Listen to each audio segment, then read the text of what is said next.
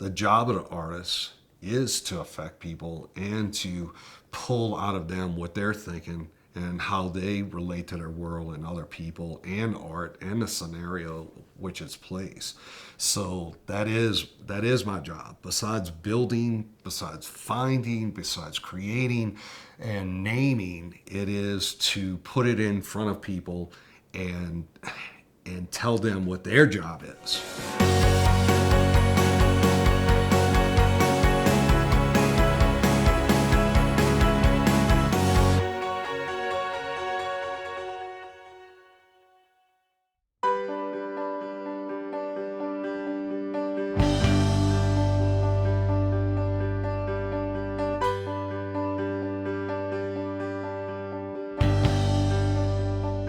Jimmy Descant from Salida, Colorado. I'm known as the Rocket Man for my vintage vacuum cleaner rocket ships, but I'm also known for my 2D and 3D assemblage Western art. And more recently, I'm known for my performance art where I build assemblage art on stage with a DJ and a band.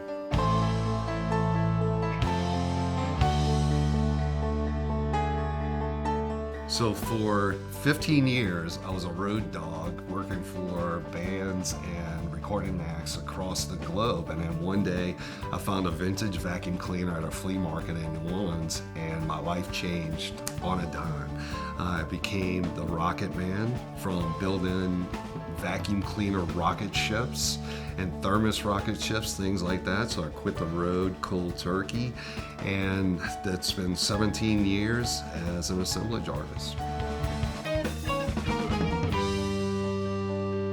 Well, what I first started with was deluxe rocket ships from vintage vacuum cleaners from the 30s to the 50s, 60s maybe, that were originally designed in an Art Deco style for futurism of the country and the products that I call the tools of human existence.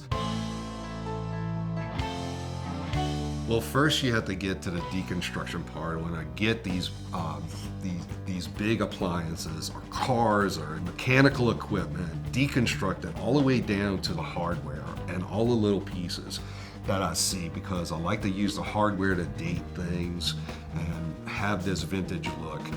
But the artists who made them in the first place have put all these things inside their contraptions that I find that most regular people haven't seen. So the deconstruction is to get down to the very nuts and bolts of it. Use all these parts in the construction of my sculptures, and I like to use the details that they've put into their work. I put it into my work in a different way. So the point that I'm trying to do is to make something that looks like it was manufactured 50 or 100 years ago, but meant for 100 years from now.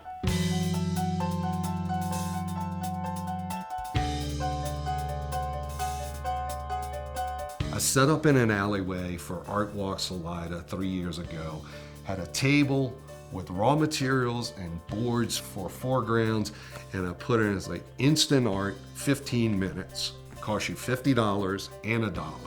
And people just walked up, what is it? What are you doing? But I was trying to get that instant inspiration from the parts I was using and do it in front of people.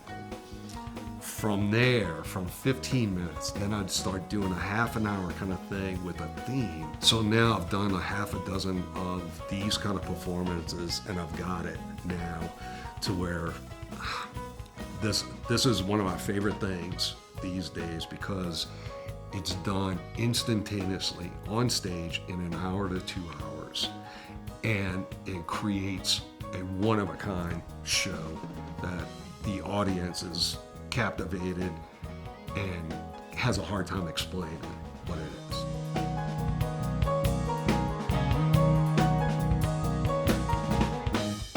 Looking at the future from where I've been in this 7 years of past in Salida, I can only see my art and myself compounding on these past ideas and projects to fulfill my destiny of being the artist that I was meant to be, and just keep experimenting and seeing what I'm made of, and take that risk, take that next step, and thrill my fans and people who don't know me. But the more people see me transforming into more of an intense, severe artist, the more they'll be accepting of not only the art and my personality, but their own world around them and how it relates to so-called everyday life, regular life in this little town and in this world.